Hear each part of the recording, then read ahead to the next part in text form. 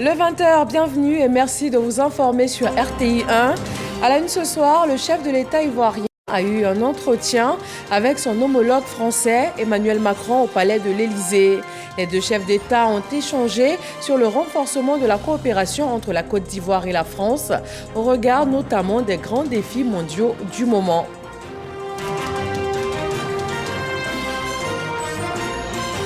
Le Premier ministre ivoirien Robert Begré-Mombé a accordé ce mardi une audience à la directrice des opérations de la Banque mondiale en Côte d'Ivoire. Ils ont parlé du renforcement de la coopération. À ce jour, la Banque mondiale déploie un portefeuille de 36 projets pour une enveloppe de 7,3 milliards de dollars. Le 4e pont d'Abidjan sera ouvert à la circulation avant fin décembre. Une information donnée par le ministre de l'Équipement et de l'Entretien routier. Le 4e pont va favoriser le trafic entre les communes de Yopougon, Atekoubé, Adjamé et du Plateau lors de la Coupe d'Afrique des Nations. Sujet d'actualité en ce 21 novembre, c'est la journée mondiale de la pêche artisanale. Nous vous proposons donc le dossier EcoPlus, un focus sur les pêcheurs artisans de Grand Bérébi. Bonsoir à tous. Nous vous emmenons pour ouvrir ce journal au palais de l'Élysée en France. Le président Alassane Ouattara a eu une rencontre avec son homologue français Emmanuel Macron.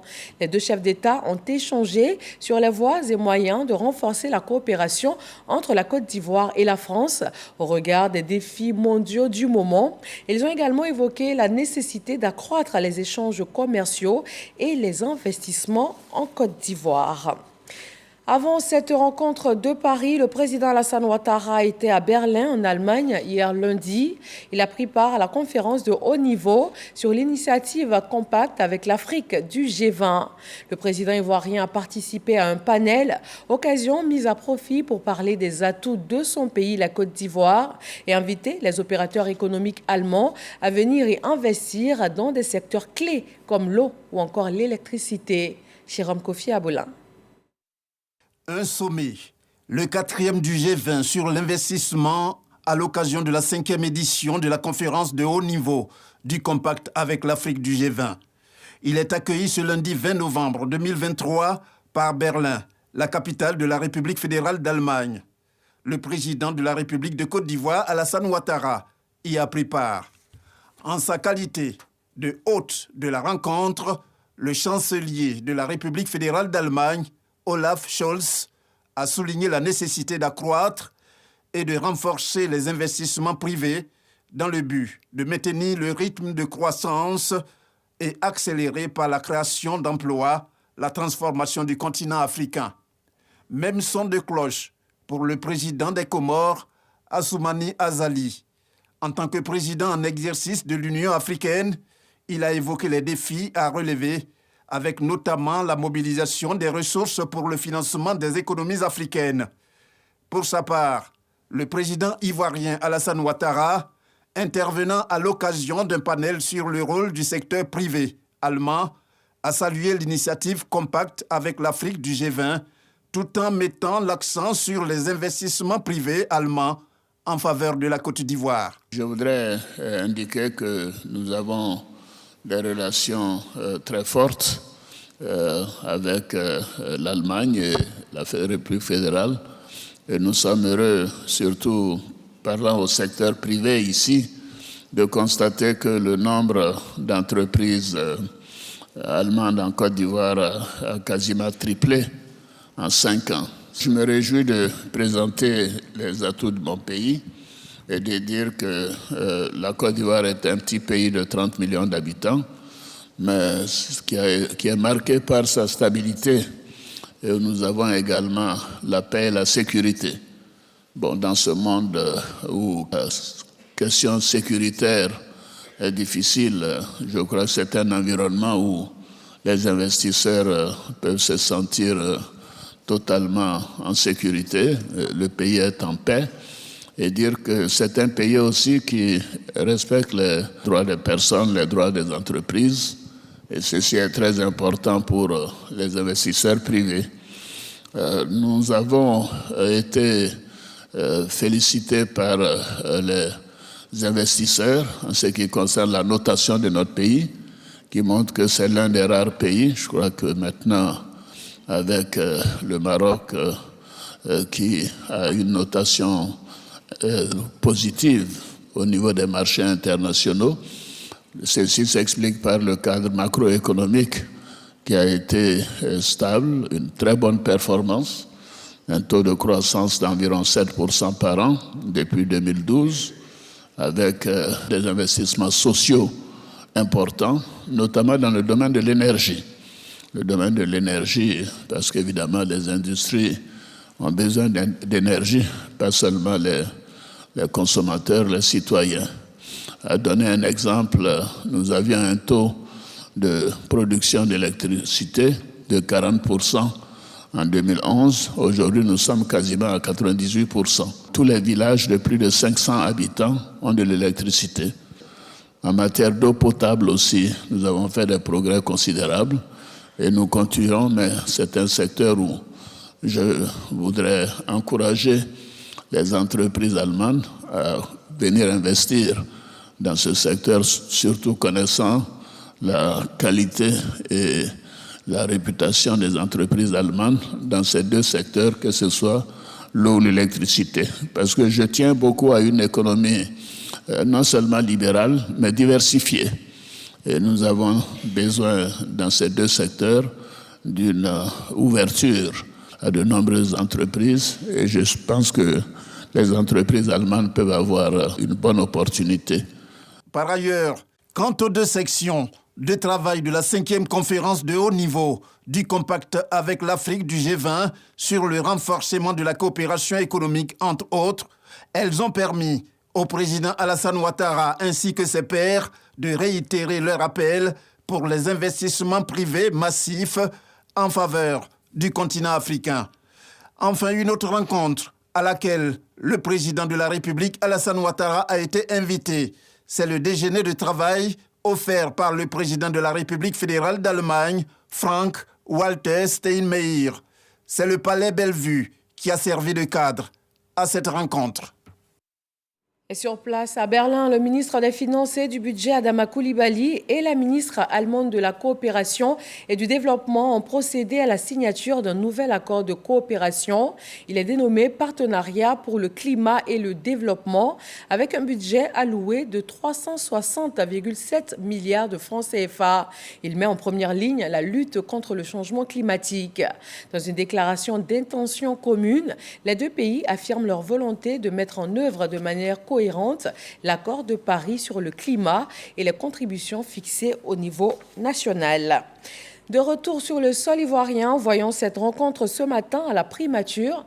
Le Premier ministre Robert Begré-Mombé a reçu la directrice des opérations de la Banque mondiale en Côte d'Ivoire. Les échanges ont essentiellement porté sur le renforcement de la coopération avec l'institution financière. Alexis Ouedraogo. Pour la mise en œuvre de sa politique de développement, la Côte d'Ivoire a fait de la Banque mondiale un partenaire clé. L'institution accompagne à ce jour le pays sur 36 projets importants pour une enveloppe de 7,3 milliards de dollars. La Côte d'Ivoire, à travers la volonté manifestée par le chef de l'État, le président de la République et les vice-présidents, voudrait, avec vous, développer les meilleurs rapports possibles de proximité pour que nous réussissions à augmenter le volume de projets en augmentant les taux de décaissement et en regardant avec vous les éléments sur lesquels nous devons nous appuyer pour modifier l'évolution de ces projets. L'objet de cette rencontre, c'est de faire le point justement de tous ces projets et envisager ensemble les pistes par lesquelles vous et nous allons améliorer le partenariat. Ce mardi à la primature, la directrice des opérations de la banque est venue exprimer au Premier ministre Robert Begré-Mombé sa vision de renforcer ce partenariat. La Côte d'Ivoire est un partenaire de choix pour la Banque mondiale. Nous avons un des plus gros programmes dans la région qui se chiffre à 7,3 milliards de dollars. Et donc c'était important qu'on puisse prendre le point. Qu'est-ce qu'il faut faire pour pouvoir accélérer ce programme, pour qu'on puisse réaliser des résultats sur le terrain. Et je dois dire qu'il y a beaucoup de choses à célébrer. J'ai eu le temps de visiter le nord. J'ai été à Korogo, j'ai été à Yamoussoukro. J'ai pu voir le travail que le gouvernement est en train de faire dans les domaines de la santé, dans les domaines de la protection sociale, dans les domaines des routes, dans le domaine de l'éducation, mais aussi dans les secteurs productifs comme la Nacarde, par exemple, à Yamoussoukro. Je pense qu'on a eu une très, très bonne discussion avec son Excellence et je n'ai pas de doute. Je n'ai pas de doute qu'on va faire encore mieux et que vous-même, vous allez le sentir. La banque reste convaincue de l'impact des succès de la Côte d'Ivoire sur toute la sous-région. Sur la scène politique ivoirienne, le RHDP initie une formation à l'attention de toutes ces différentes instances. Le parti prépare les futures échéances électorales. Éric Goré nous propose le point de ce séminaire politique. Il aura duré 3 jours. Considérant l'excellent leadership politique de son Excellence, M. Alassane Ouattara, à la base de la stabilité, la paix sociale, le développement économique sans précédent de notre pays. Une motion de soutien au président Alassane Ouattara, président du RHDP, au terme des 3 jours de travaux.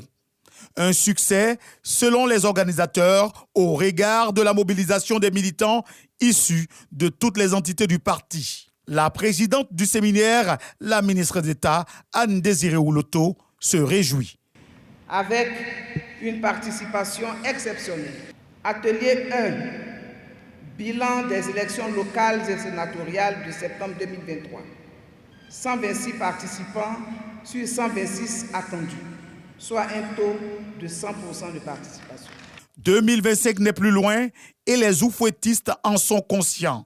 Ils se préparent déjà pour affronter la présidentielle. Vous démontrez que chacun de nous est là où il est grâce au parti. Pendant ces 3 jours de travaux, nous avons fait preuve d'un engagement politique enthousiaste en prenant le temps de réfléchir, d'analyser et d'évaluer nos succès, mais également nos échecs. Gilbert Koné-Kafana, président du directoire du Rassemblement des oufouettistes, est constant et réaffirme la vision du parti. Nous devons constamment garder en vue qu'il en est de la vie des partis politiques comme de celle des hommes. Ils sont jugés sur leur bilan, mais aussi sur leur capacité à se projeter dans l'avenir. C'est pourquoi Martin Luther King nous rappelle à juste titre, au nom de ces riches citations inspirant la vie des sociétés contemporaines, que la mesure ultime d'un homme n'est pas où il se situe dans les moments de confort, mais où il se situe dans les moments de challenge. Ces 3 jours de formation ont permis aux participants de faire un diagnostic profond de cette formation politique afin d'être plus performante pour les batailles futures. À l'Assemblée nationale, les députés étaient réunis hier lundi en plénière pour l'adoption de 7 projets de loi.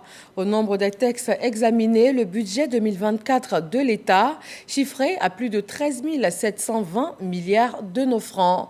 Barnabé Konan et Moussa Konaté. La gestion des ordures, le traitement des déchets, l'assainissement du cadre de vie. Les initiatives de l'État dans la lutte contre l'insalubrité vont se renforcer avec le projet de loi portant code de l'hygiène et de la salubrité. Il y a beaucoup d'innovations qui font qu'aujourd'hui, après la phase de sensibilisation, puisque nous avons 1 an pour faire la sensibilisation, pour que les gens... Mais après cette phase-là, la mise en œuvre va être effective avec les différentes brigades de salubrité et des brigades d'hygiène qui vont être créées dans les différents ministères. La phase active, pratique va se mettre en place pour que les Ivoiriens comprennent que la question de la salubrité et de l'hygiène est une question de leur vie quotidienne. La saleté ne fait de bien à personne. Le texte est adopté en plénière par les députés ainsi que les projets de loi portant code de l'eau et de l'environnement qui apportent un meilleur encadrement dans la protection de l'environnement. Les députés donnent aussi leur accord pour les projets de loi portant statut général de la fonction publique et du statut du corps diplomatique. C'est une avancée notable pour nous parce que nous estimons qu'un diplomate qui est affecté à l'extérieur du pays et qui a son conjoint ou sa conjointe qui occupe un poste quelque part et qui doit partir aux côtés de l'autre a besoin d'être accompagné parce que quelque part c'est laisser de côté ses activités et partir. Et je pense que c'est vraiment une innovation parce que ce qui se passe c'est que les conjoints de ces diplomates sont désormais à travers ce projet de loi que nous venons de voter pris en compte. Même s'ils sont fonctionnaires également, leur statut ne change pas, même s'ils sont mis à disposition. Ils pourraient même être reversés, j'ai envie de dire redirigés vers une fonction en fonction de leur grade au niveau du corps diplomatique pour leur permettre d'être toujours en activité. Donc l'idée ici c'était de préserver non seulement la vie de la famille, mais également préserver l'emploi du conjoint qui doit suivre l'autre dans l'exercice de sa fonction. Vous savez qu'il y a des tests qui régissent la fonction publique depuis belle lurette. Il fallait adapter ces tests-là. Ce test permet vraiment de propulser le fonctionnaire au devant donc, de ses actions, de ses activités à mener. Il y a aussi le profil de carrière qui donc a été aussi redéfini.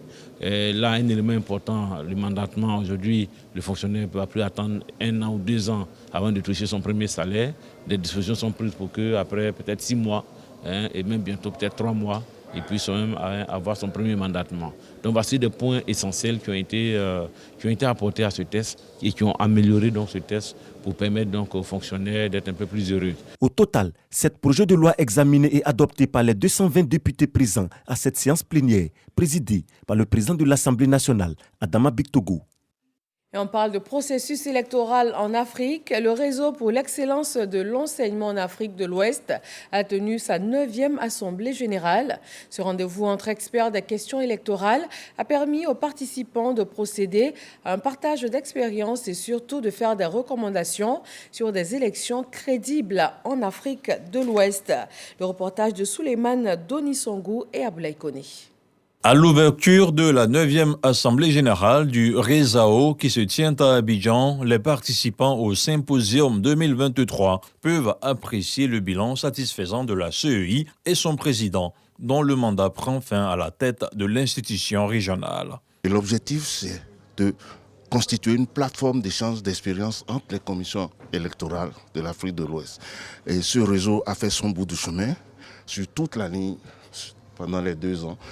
Le mandat de la CEI a été un résultat positif pour la région. Accordant un intérêt particulier à cette rencontre de partage d'expériences, l'ambassadeur de la République fédérale d'Allemagne en Côte d'Ivoire a souligné la nécessité de ces assises. Il a aussi réitéré le soutien de son pays à la promotion de la démocratie en Afrique.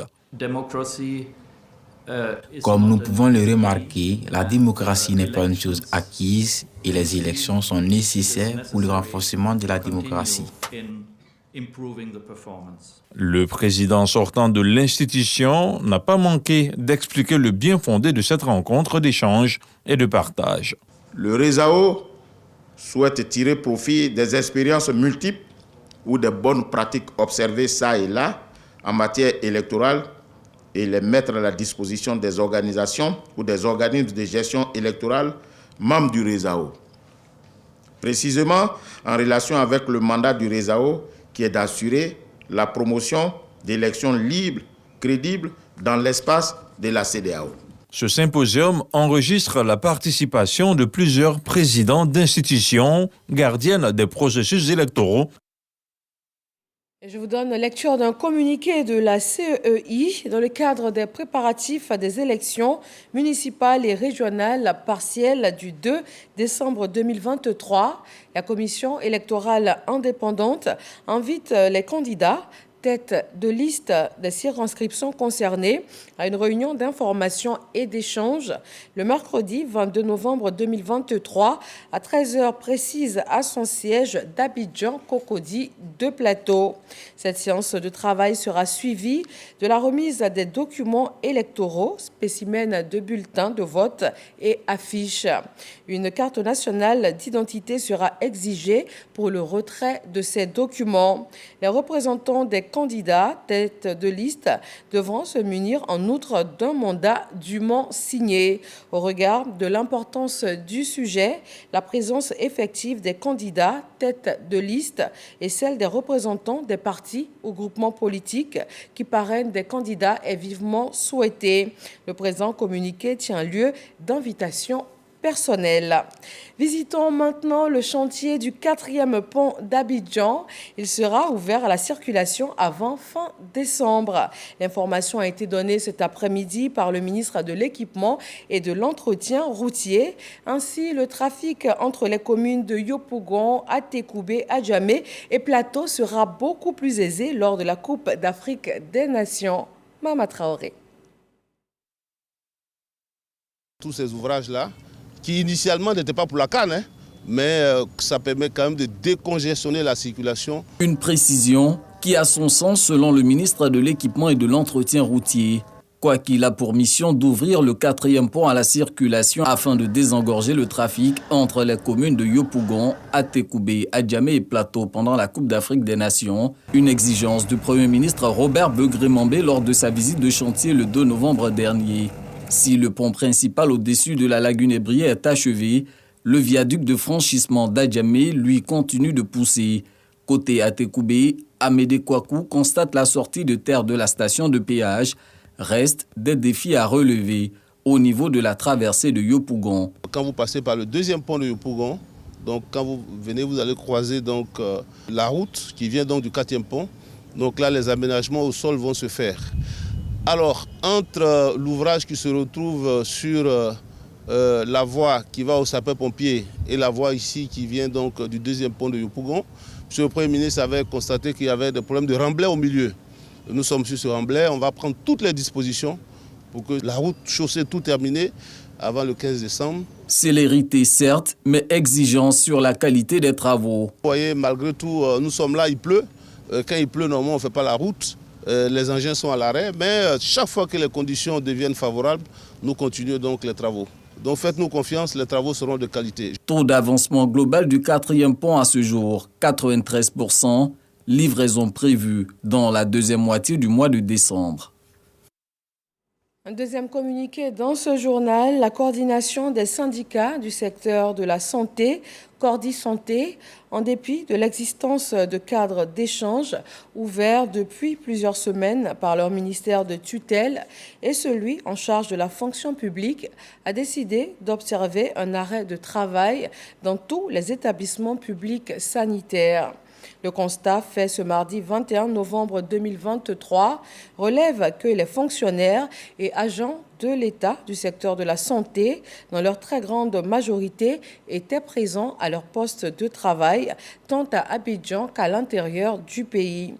La ministre d'État, ministre de la fonction publique et de la modernisation de l'administration et le ministre de la Santé, de l'hygiène publique et de la couverture maladie universelle félicitent l'ensemble de ces agents pour le respect de leur obligation d'assurer le service public et les invitent au respect du protocole d'accord portant trêve sociale. Le ministre d'État, ministre de la fonction publique et de la modernisation de l'administration et le ministre de la Santé, de l'hygiène publique et de la couverture maladie universelle informent l'ensemble des fonctionnaires du secteur que le dialogue continue. Par la même occasion, ils invitent les signataires de toutes les organisations syndicales à s'inscrire résolument dans une démarche responsable en privilégiant le dialogue comme seul mode de résolution et de prise en charge des préoccupations des fonctionnaires conformément au protocole d'accord portant trêve sociale 2022-2027. La Semaine nationale de l'eau est ouverte depuis ce matin. Elle est axée sur la gestion des ressources en eau face aux défis de changement climatique et de pollution par l'orpaillage. Les acteurs et les experts de l'eau se penchent sur ces problématiques d'actualité. Frédéric Oulayi et Godefroy Okambawa. Ressource précieuse, vitale et indispensable, l'eau se fait de plus en plus rare et son accès difficile dans les ménages. C'est ce qui ressort des panels animés par des experts en eau à l'ouverture de la 8e édition de la Semaine nationale de l'eau. Les acteurs du secteur portent des réflexions sur la gestion des ressources. Des réflexions qui ont permis d'identifier 2 facteurs, le changement climatique et l'exploitation illégale des ressources minières. En Côte d'Ivoire, il y a beaucoup d'eau, mais malheureusement, la dégradation de ces eaux par plusieurs activités, agriculture, orpaillage, industrie et autres, font que finalement, on a peu d'eau. La durée où la pluie est abondante, on n'arrive pas à maîtriser cette ressource-là pour assurer l'approvisionnement en période sèche. Face au défi de la fourniture de l'eau, des réformes sont engagées par le gouvernement. La toute dernière, l'adoption du nouveau code de l'eau au Sénat. Ces nouvelles mesures prévoient la gestion des impacts liés au changement climatique. Il s'agit de traiter la question des ressources en eau à travers des plateformes d'échange entre experts et acteurs de l'eau, mais aussi à travers une sensibilisation de la population. Cette 8e édition de la Semaine de l'eau est l'occasion pour les parties prenantes de renforcer l'engagement du gouvernement. Il s'agit également d'améliorer la couverture des besoins en eau pour les populations. Direction Grand Bérébi pour parler de pêche artisanale, sujet d'actualité en ce 21 novembre, journée mondiale de la pêche artisanale. Et nous vous proposons dans le dossier EcoPlus de voir comment les pêcheurs du village de Boupé pratiquent la pêche traditionnelle aux écrevisses tout en préservant l'environnement. Et nous irons aussi au point de débarquement des pêcheurs marins, une grande attraction qui réunit pêcheurs, mareyeuses, inspecteurs de ports de pêche et même visiteurs. Victorine Yaoyoboué.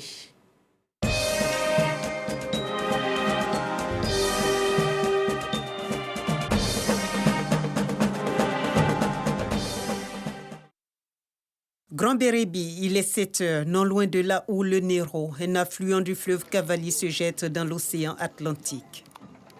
Des habitants de Boupé, village sur l'autre rive du Néro, commencent la traversée pour se rendre en ville à moins d'1 kilomètre de là. Quand on est à pied, la traversée se fait en pirogue. La chaîne qui nous ressemble. Ça nous ressemble pas, mais ça nous ressemble. En voiture, il faut le bac. Un bac qui se laisse porter par le courant, aidé par la force de 4 bras. Un moyen de transport écologique qui nous prépare à voir une pêche qui respecte tout autant l'environnement. À Boupé, c'est la saison des écrevisses. Grâce aux derniers pêcheurs de la journée, les agents du ministère des Ressources animales et halieutiques font découvrir une technique traditionnelle de pêche aux crustacés. La pêche à la nasse en bambou. Une seule nasse retirée de l'eau et c'est plus d'1 kilogramme d'écrevisses qui s'offrent aux pêcheurs. La pêche, comment elle se fait? D'abord, il faut confectionner les nasses. On les met le long du fleuve. La part des écrevisses, c'est le coco sec. À défaut, tu peux prendre même le manioc. 2 jours après, tu vas faire la visite. Chacun peut avoir une centaine de nasses comme ça. Quelqu'un peut partir comme ça. En fonction de ces nasses, peut avoir au moins 30 kilos. 50 kilos. Arrosé à la fois par la mer et le Néro, Boupé est fier de sa biodiversité qu'il entend transmettre aux générations futures en pratiquant une pêche éco-responsable. En plus des écrevisses, nous avons du poisson. Les macharons, les silures, les carpes, poissons Cameroun qu'on ne trouvait pas chez nous.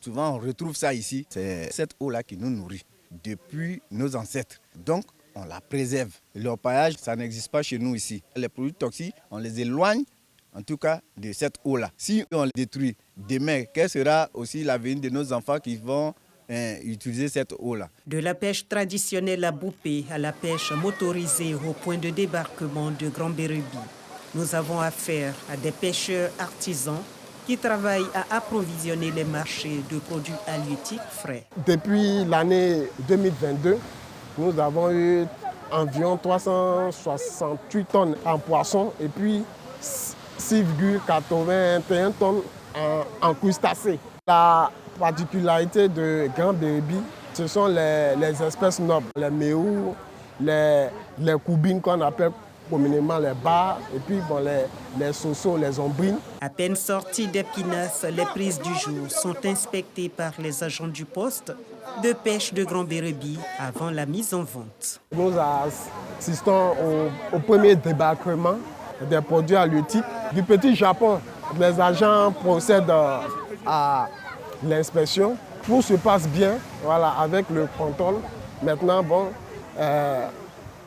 le pêcheur va essayer d'envoyer le poisson sur le marché. Malheureusement, des clientes venues de Soubré risquent de retourner bredouilles. Elles n'ont pas trouvé les poissons recherchés. Quand on vient, on prend du brochet, soso, sol, en tout cas un peu de bons poissons. On est venu, on n'a rien eu même.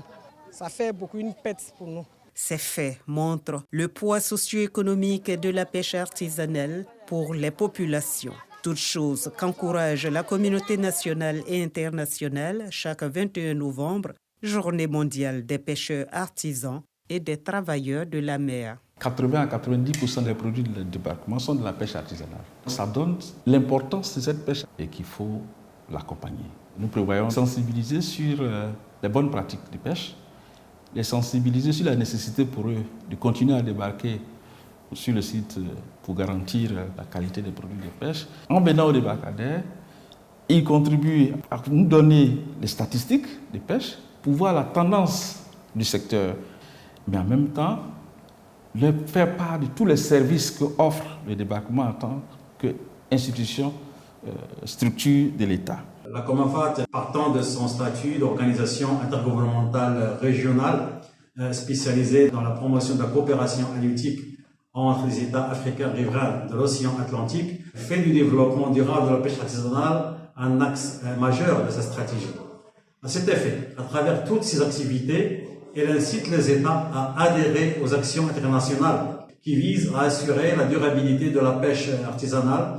Il y a lieu aussi d'améliorer les conditions de sécurité et de sûreté des gens de mer et généraliser la couverture et la protection sociale et aussi faciliter l'accès aux moyens de financement aux artisans pêcheurs. En Côte d'Ivoire, la pêche artisanale, c'est plus de 60% de la production nationale en ressources halieutiques, estimée à environ 700 000 tonnes par an. La pêche artisanale génère au moins 100 000 emplois directs et 400 000 emplois indirects. Un secteur vital pour la sécurité alimentaire de la population ivoirienne.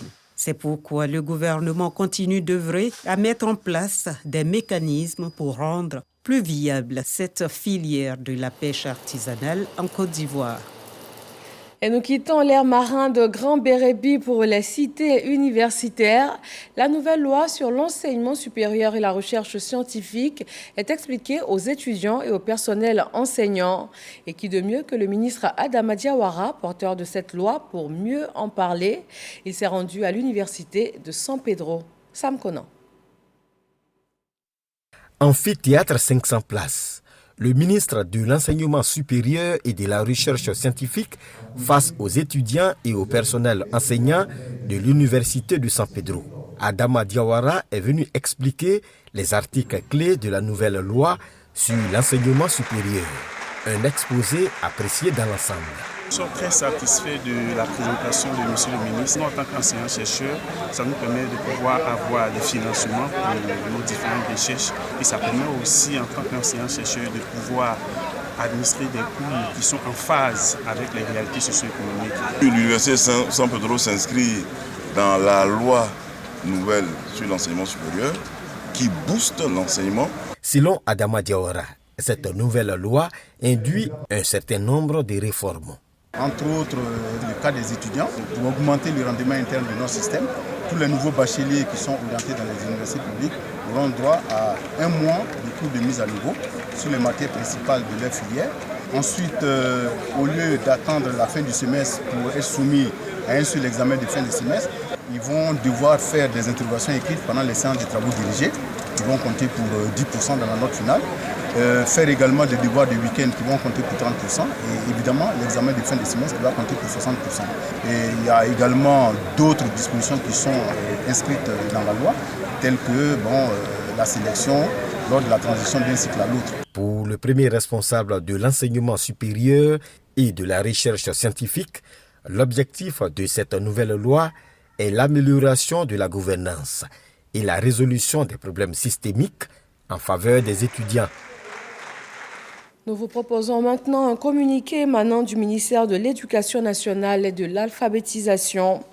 Dans la nuit du samedi 18 au dimanche 19 novembre 2023, Madame Keke Loyo Christelle Flavie, institutrice en service à l'école primaire publique de Batongouin, localité située à 15 km de Mans, et son enfant âgé de 7 ans ont été brutalement arrachés à notre affection suite à un double assassinat. Aussitôt informé, la ministre de l'Éducation nationale et de l'alphabétisation, le professeur Mariatou Kone, a instruit le directeur général de l'Éducation nationale et de l'alphabétisation de Mans à l'effet de se rendre sur les lieux et de prendre les dispositions nécessaires pour l'ouverture d'une enquête. La ministre s'est ensuite entretenue au téléphone avec les parents des défunts qui étaient en route pour Mans afin de leur traduire toute sa compassion et son soutien.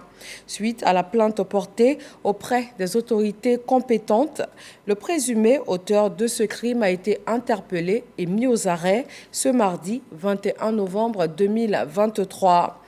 Madame la ministre de l'Éducation nationale et de l'alphabétisation condamne avec la plus grande fermeté cet acte ignoble et assure l'opinion nationale et internationale que justice sera faite.